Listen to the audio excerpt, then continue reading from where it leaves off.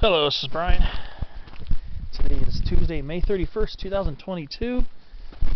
I am in the Cleveland National Forest near the Pine Creek Wilderness. There's the Pine Creek Trailhead back there. Not really planning on anything insane, but I wanted to just check out the area and see what's going on.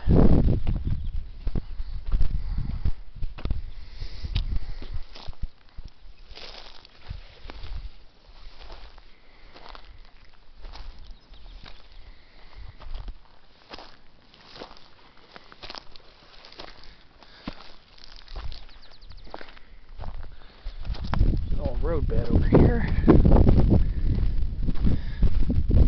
Let's take a little poke around and see.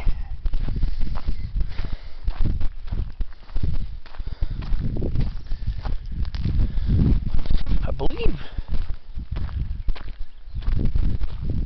that's where I believe the trailhead is also a way to get up to Guatay Mountain. Do a little research on that, but I don't know where you go from there to get up there, but I'll have to do some research on that. But eventually I'd like to head up to Guatay Mountain. Here we are. Very mellow backcountry area.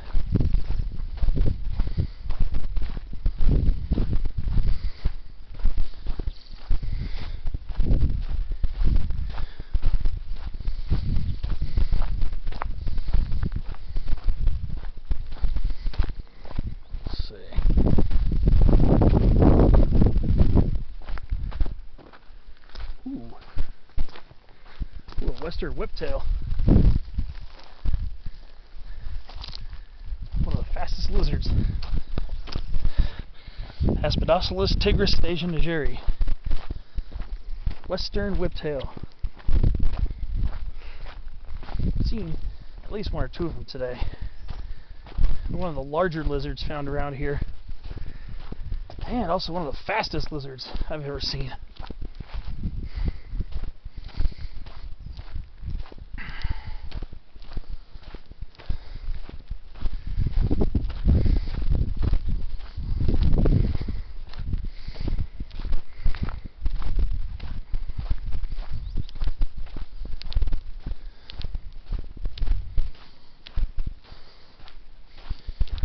See what other cool things are around here.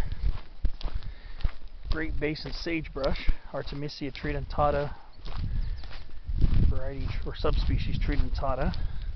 Very common. This area's in a pretty steep canyon, so probably get a pretty good amount of cold air drainage here.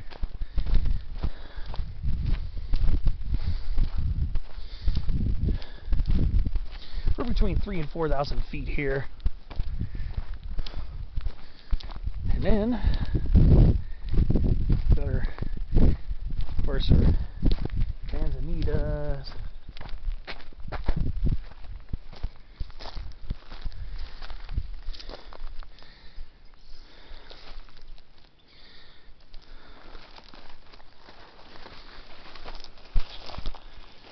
Looks like we got Mexican manzanita, or point leaf manzanita, Arctostaphylos pungens. Sometimes found here in San Diego County.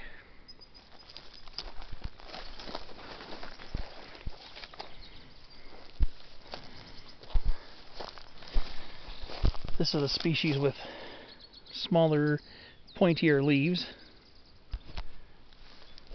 than the other manzanitas. And of course, we have our southern coast live oak woodland here, Quercus agrifolia variety Oxyodania.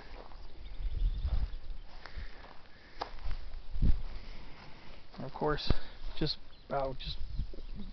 every other spot in here in Southern California, except for the high subalpine areas. Golden yarrow, Eriophyllum concertiflorum variety concertiflorum. Let's see what else. Just trying to botanize the area.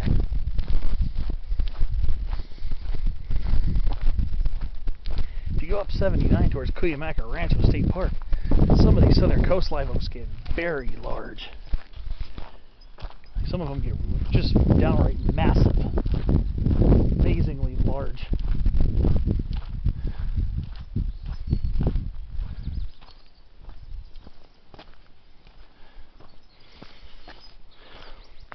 And of course, Jeffrey and Coulter pines are found in this area too.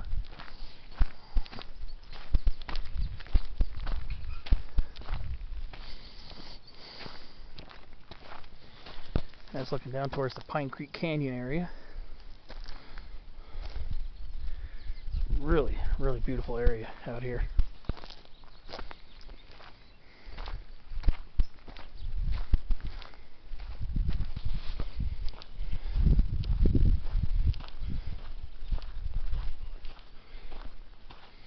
Here's more point leaf manzanita, Arctostaphylos pungans. Did a spotlight on this back in December when I was in the San Jacinto Mountains.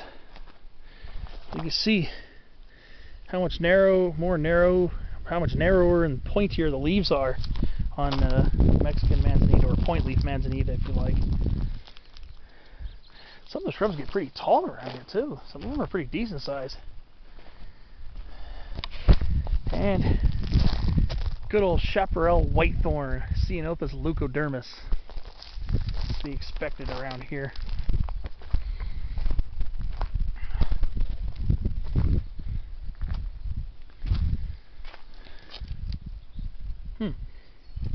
I wonder if this is one of those SIA, special interest areas, that sometimes you find. I mean, you can go in there, but like I said, I'm not planning on going far. I just wanted to check this little area out, give myself ideas for future hikes.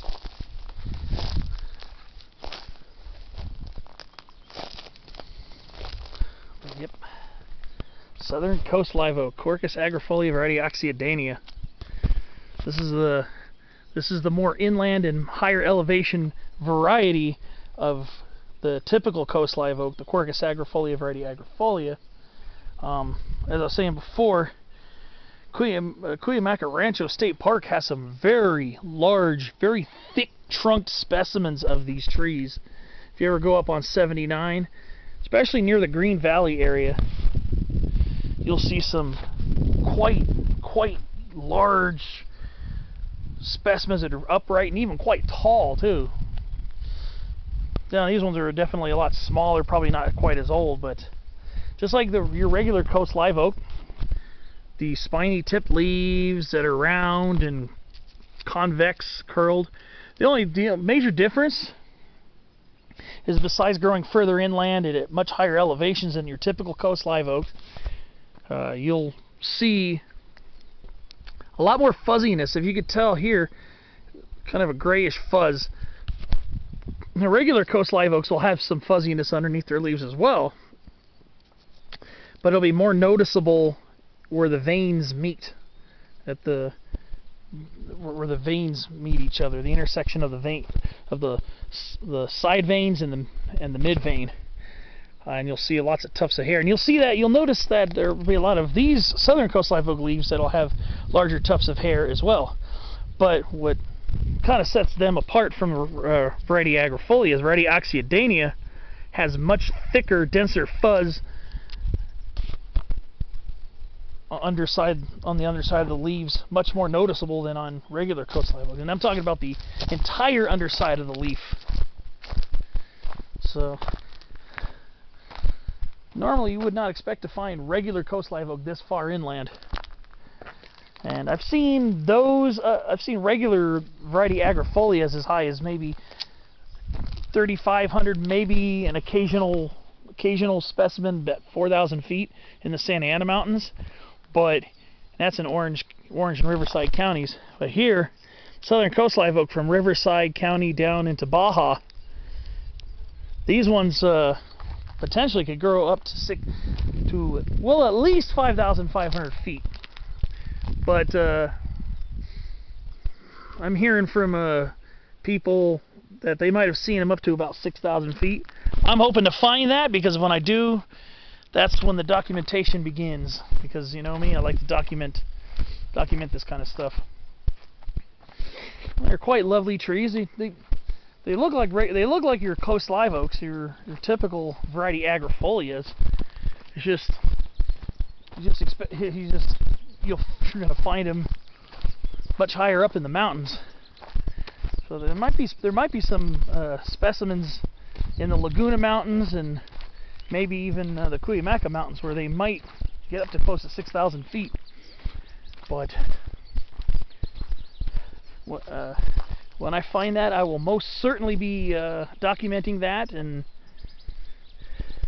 very happily so, because I find it very interesting to see that kind of stuff. But here we are down here.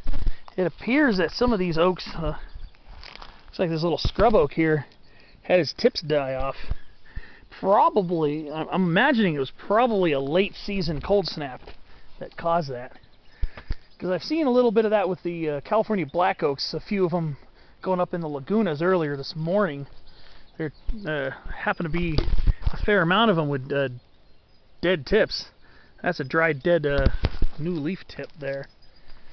So, I saw that last year too, when I was up in the San Bernardino and San Gabriel Mountains. When I went up there in late May and early June, I had noticed the same thing had happened, and a lot of the oak trees, especially the deciduous ones, appeared like they were still dormant going into June. And what happened was their new leaves flushed out probably somewhere in late April, early May, when their new leaves are flushing out. They got killed back by some chillier than average temperatures. I guess we had a couple cold snaps in 2021, and I noticed a lot of the trees, new leaves had died back. About a few weeks later, they flushed a whole new set of leaves, and they were fine. And I came back to that area, and they were all nice and colored back in October for fall color. But I was kind of worried that something was going on with the oaks. But no, it was just a little frost, late season. Actually, it was probably more of a hard freeze, because I would imagine these trees deal with very wide diurnal and nocturnal shifts in temperature.